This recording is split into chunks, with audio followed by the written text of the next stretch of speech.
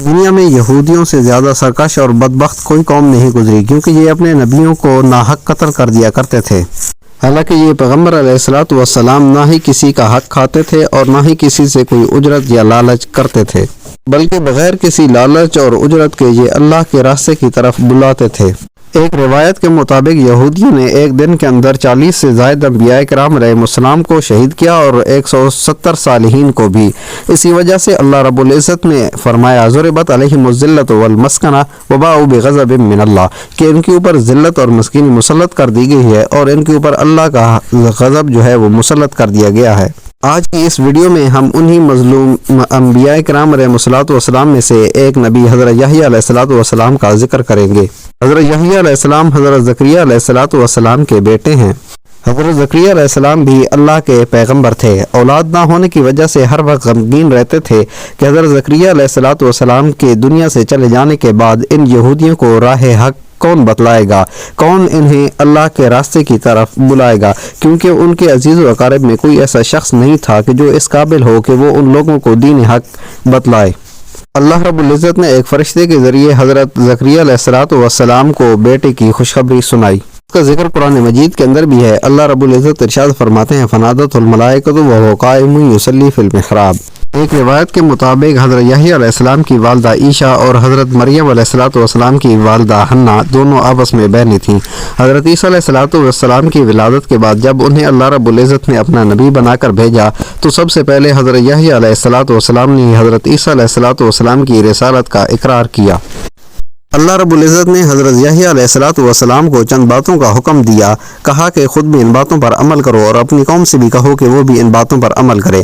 اسی وجہ سے حضرت یحییٰ علیہ السلام نے اپنی قوم کو بیت المقدس کے اندر جمع کیا اور کہا کہ مجھے اللہ رب العزت نے چند باتوں کا حکم دیا ہے کہ جن کے اوپر تم نے عمل کرنا ہے۔ سب سے پہلی بات یہ ہے کہ اللہ رب العزت کو ایک مانو، اس کے ساتھ کسی کو شریک نہ ٹھہراؤ، اور نماز خشوع اور خضوع کے ساتھ پڑھو، روزے رکھو اور صدقہ خیرات کرتے رہو اور اللہ کا ذکر زیادہ سے زیادہ کرو۔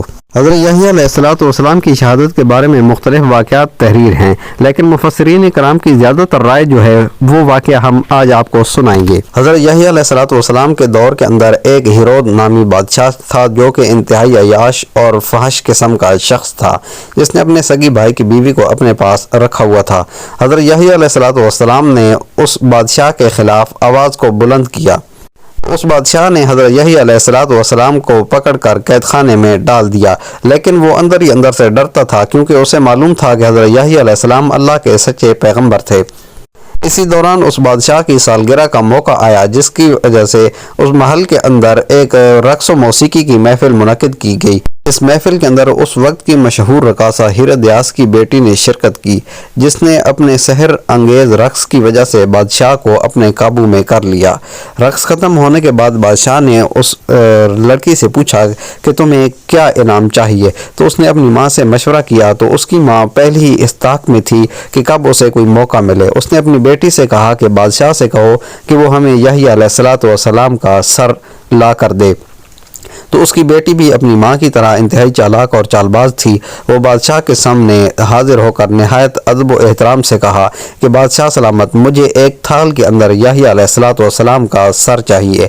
بادشاہ نے نہ چاہتے ہوئے بھی اپنے فوجیوں کو حکم دیا کہ جاؤ اور یحییٰ علیہ السلام کو شہید کر کے ان کا سر ایک تھال کے اندر لے کر آؤ اور میری محبوب رقاصہ کی بیٹی کے سامنے پیش کرو۔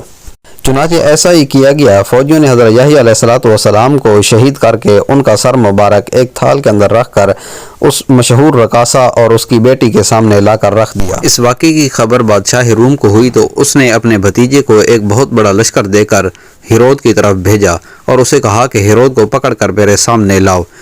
تو وہ لشکر جب یہودیہ کے مقام پر پہنچا تو اس نے وہاں پر ان تمام لوگوں کو قتل کر دیا، اور قتل کرنے کے بعد اس کے بادشاہ ہیرود کو گرفتار کر لیا۔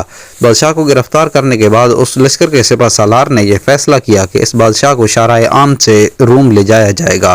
اسے زنجیروں کے اندر جکڑ کر جب شارع عام سے گزارا گیا تو اس کے ستائے ہوئے لوگوں نے اس بادشاہ کو پتھر مارے۔ اس بادشاہ کو جب شاہ روم کے سامنے پیش کیا گیا تو شاہ روم نے یہ حکم دیا کہ ان دونوں میاں بیوی کو پکڑ کر صحرا کے اندر چھوڑ دیا جائے۔ پھر ان دونوں کو صحرا کے اندر چھوڑ دیا گیا، جہاں پر وہ بھوک اور پیاس کی وجہ سے مر گئے۔